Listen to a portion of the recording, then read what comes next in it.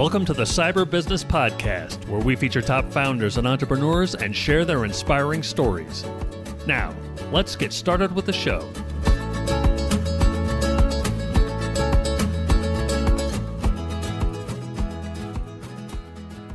Matthew Connor here, host of the Cyber Business Podcast, where we feature successful business leaders, top law firms, green energy companies, and more. I'm very excited to introduce today's guest, the heavy metal rock band singer turned engineer slash CPA slash entrepreneur, the dynamic and charismatic CEO and co-founder of Cybersecurity, Darren Guccione. Darren, welcome to the show. Oh, thank you for having me. It's our pleasure. Before we get started, a quick word from our sponsors. This episode is brought to you by cyberlinks.com. Cyberlinks is a complete technology solution provider that ensures your business has the most reliable and professional IT service and the only company that guarantees your safety and satisfaction. At Cyberlinks, we have new clients come to us all the time because, in their words, they got hacked. But in most cases, it's really just a password compromise. And Keeper is a great solution for password management, which is why I'm excited to have you on the show here today, Darren. So let's dive right in. Darren, can you tell us what Keeper is and what makes it so great? Sure. Yeah, so Keeper is a cybersecurity platform that focuses on really the most pervasive cybersecurity threats. There are three cornerstones of the product. So we've got password management, we have secrets management, and then we have privileged connection management. When you put the three of those together in a ubiquitous platform, it is really what we call a next-gen privileged access management solution. So we sell products to individuals, families, businesses, both in the public and private sector. So if you want to organize and protect yourself against cyber criminals with really strong password management, that's really the entry point. And then if you're in DevOps and you manage IT infrastructure and you want to control like CI/CD pipelines and protect against password and secret sprawl, then you would purchase the secrets management solution. And then, of course, when you want to connect and manage different networks and access points and machines, you would use our privileged connection management product. So very powerful platform. Yeah, fantastic. Now, how does that, how do you really kind of, are you different from, say, something like LastPass or 1Password? Well, it starts with security. So we really pride ourselves on the nucleus of our company, which is really around our investment in security. And with that, we call zero trust and zero knowledge security architecture. We have several patents that lead the industry. So we began innovating back in 2009 with very simple things like the ability to autofill login credentials across mobile applications, websites, and systems. And everything from two-factor authentication to geo-tracking, geo-fencing, things around zero knowledge, which means that the end user or the client or customer is always in complete control and knowledge of their master password, as well as the creation of high-strength randomized encryption keys that are used to encrypt and decrypt their information. So we are really known as the industry innovators, starting with cybersecurity as the nucleus. And then, of course, with product innovation, I think we've led the way in that, really since inception and coming in later than the other companies that you've mentioned. Yeah. Well, that's interesting. So you mentioned you started this back in 2009, and we're kind of big lovers of founder stories. How it started, how you brought the team together, financed it, the whole getting to break even. Could you share the Cybersecurity founding story? Sure. So I think if you talk about like invention, like what drives invention, it's really like, to me, it's like the feeling about life. Like something about life is either wrong or missing. So when my partner and I, we were in a different business back in really 2008. It was late 2008. The iPhone had come out. They were about to launch their app store. And we were on a flight to the Far East. And he began tinkering with something next to me. It was the first software development kit from Apple that had just been released. And he had a little box on the screen. And he was just dropping in some notes and codes in it. And I said, well, what are you working on? He says, oh, I've got this little application I'm toying with and I'm storing, notes and code. So I started doing some research in the industry and I found LastPass and I found RoboForm and a few others. and they're really focused around password management, either in a browser or in a desktop. And I said, well, the smartphone is ultimately going to become the convergence device of the future. It's going to be your camera, your calendar, your phone. It's going to be your browser. It's going to be everything in one simple device. So I said, wow, if we could create a really cool password management vault, and not just for passwords, but for metadata, for files, for photos, just think of it like your digital safety deposit box. Keep that on like a 2.5-inch screen. If we can design it there, we could do it on anything, a much larger screen. So I began sketching up screens, and my partner, Craig Lurie, who's our CTO, and by the way, we've been partners in prior ventures. And so by the time we got back, we had 40 hours of flight time to and from China. By the time we got back, the first free version of Keeper was done. So we just said, look, let's just launch it on the App Store for iPhone and see what happens. Well, within the first few months, we had 500,000 downloads and people Wow. were loving it.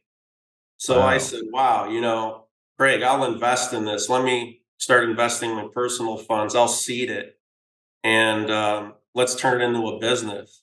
So in September 2010, we launched our paid subscription-based application and then formalized the company in 2011 as Keeper Security Inc.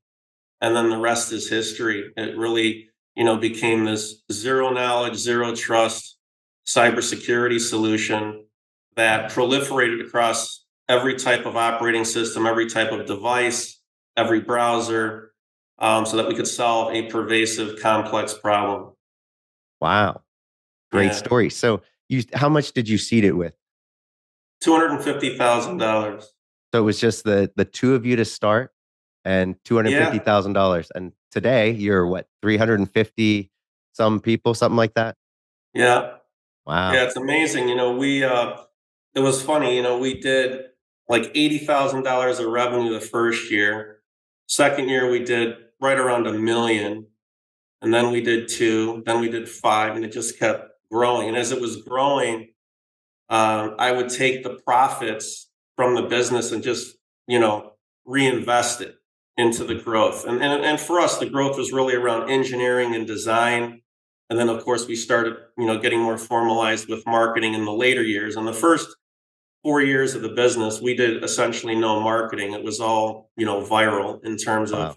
just people talking about the product and saying, "Hey, you've got to try Keeper. This is awesome." Wow. And when we went into B2B, so we were B2C for the first 4.5 years, we decided to build a multi-tenant version of the consumer product. We launched that about 5 years ago. And yeah, that really transformed the business. And that really, led to more formalized investments in marketing and sales and everything with sales operations. And so that's really the fastest growing part of our business. And that's been, pretty much growing at 100% a year since inception, north of that. Wow. And yeah, we just finished a record year, which is super exciting and during a very difficult economic period. Yeah. So we consider that a blessing and we're very humble. We just like to keep our heads down and have fun and keep innovating and serving both our existing customers and of course the new customers. So we're having a good time. Yeah. Fantastic. So you started out B2C, moved to B2B about 5 years ago, and then you're now you also focus on government now too, right? Yeah, so we became FedRAMP authorized. We were the first in the industry, by the way, to become really SOC, so Type 1 and Type Mhm. 2. We became ISO 27001. We're the first in the industry to become both FedRAMP authorized and state ramp authorized. Wow. And we've made, millions of dollars in terms of our active investment in security. I mentioned that, like, that's the nucleus of the business. So Mhm. we have PhDs on our team. We spend a ton of time with the InfoSec community to really bolster what we're doing and stay far ahead of the advancements and really as the innovators in the industry. Yeah, that's fantastic. So much more than just a password manager. So you mentioned the whole privileged access. Can you talk about that a little bit? How that works and Sure. So when we sit with any like IT director or a chief information security officer with an organization, the most common thing that we hear about over and over again is this lack of visibility. So if I said to a CISO, do you know at any one time if this team member located at their home office on this particular device is under attack? And do you have the visibility to know what type of device they're using, whether they're sharing login credentials with other team members or how they're sharing or what type of passwords or credentials they're using? Do you have mandates and controls and visibility around that across every user on every device from every system, website, application? And the answer 99% of the time is no. Yeah. But then if I say, well, would you like to have that visibility, security, and control? They're going to say, of course I would. Yeah. Right. And if then I'll ask, well, how are you solving that problem today? And the way that they're trying to solve the problem is by buying serialized, separate software solutions, a PAM or an enterprise password management solution, a two-factor authentication product, a secrets management product. They buy these different solutions and then they try to thread them together to get this comprehensive visibility, reporting, and security, this control. You can't do it. It's too difficult. So what we decided to do was, in listening to the market, they kept telling us the same things. And they said, these are the three core products that we use all the time. If we could thread them together into one platform, one simplified reporting structure to protect not just the IT department against an insider threat or our company against an insider and external threat, we recognize that it's not about IT anymore. It's about every user. Because if you look at the breaches today, you could have a breach at customer service. They could get hit with, a simple attack like a ransomware attack or a credential stuffing attack or a social engineering attack. So you've got these serialized applications and they try to thread them together. It's very difficult. So the way that we solved it was to take enterprise password management, secrets management, and privilege connection management and put them in one ubiquitous product. And that would represent what we call this next gen zero trust, zero knowledge, privileged access management platform, or PAM for short. And so if you look at traditional or conventional PAM solutions, what you typically see is that the solution is just for IT only, right? They focus on the IT department. But we know that modern attacks, because 90% on average of all team members today are distributed, they're working remotely or they're working hybrid, you've got to get visibility and control over everybody on every device from every location. So that's what this modern solution does. I love brilliant. Well, let me ask you. So, speaking of modern solutions, I think everybody's saying the future of passwords is passwordless, right? Pass keys. What is your plan with that? I know you guys currently support that. How do you currently do it, and what's the future look like there? Yeah. Well, the pass keys, just in terms of the technology, has not been opened up to developers yet. So we're in development right now in terms of how we're going to transact with passkeys. But the future is still a bit uncertain in terms of whether it's going to achieve wide scale adoption. There's some websites, for example, I believe Best Buy was a good example of that, where they were offering, here, log in with your passkey. I think it was Leo Laporte that attempted to do that and had quite a difficult time with it. So it has a long way to go. But the bottom line is we're tracking it closely. We're working with the OEMs, to get access to that technology so that we can implement it. As soon as it becomes wide scale and widely adopted, we'll be well out in front of it. So you will be able to transact and store those passkeys in Keeper. That's great. Yeah. Okay. So I think that's about it. But I have one last question for you. But before I Sure. ask it, I want to point people to your website, keepersecurity.com. And my last question for you is as we start out 2023, what predictions do you have for cybersecurity this year? Well, I think we're going to see a continued increase in the attacks. The frequency of attacks. I think the password related attacks right now, it's more than 80% of all attack volume. I think that's going to remain the same. Generally, if you look at the environment, from a B2B perspective, we'll just talk about that for a second.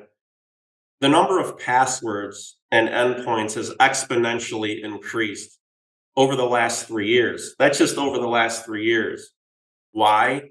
Because of distributed remote work and multi-cloud computing, which has impacted every size of an organization across every single sector. So it doesn't matter if you're a small office at your home or an SMB, a small to medium-sized business, or a larger enterprise, or even in the mid-market. If you look at the total attack landscape, just on SOHO and SMB, you've got over 420 million companies that size. So cyber criminals are attacking those with fervor, with a high frequency and high level of intensity, because they know that they're low-hanging fruit. Most of those organizations have no cybersecurity software protection. So we spend a lot of our time educating and helping them get protected. And I think you're going to see a lot more attacks in that sector, and you're going to see a lot more technologies with companies like Keeper Security leading the way to solve a global pervasive problem. Oh, I think that's spot on. Well, thanks, Darren. We have been talking with Darren Guccione, CEO and co-founder of Keeper Security. Darren, where can people go to learn more about you? KeeperSecurity.com. All right. Thanks so much for coming on the show today, Darren. It's been great having you. You're welcome. Thank you, too.